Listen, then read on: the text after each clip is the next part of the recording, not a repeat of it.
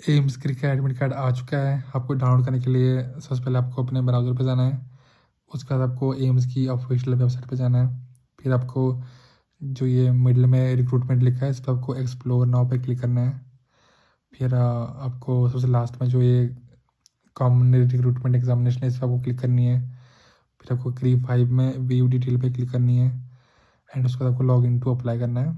यहाँ पे अपनी डिटेल डाल के आप आपकी डायरेक्टली सामने ही एडमिट कार्ड डाउनलोड करने के लिए ऑप्शन आएगा। आप वहाँ पे फिर डाउनलोड कर सकते हो। और मैं ना कोशिश करूँगा, मैं ना इसका direct log in to apply का लिंक डिस्क्रिप्शन में डाल दूँगा। आप वहाँ से डायरेक्टली लॉग इन करके एडमिट कार्ड डाउनलोड कर देना। तो बस इतना है इस वीडियो में। अगर आपका कोई भी डाउट होगा तो आप कमेंट कर देना, मैं सारे कमेंट पढ़ता हूँ। बाकी मिलते हैं अगली वीडियो पे।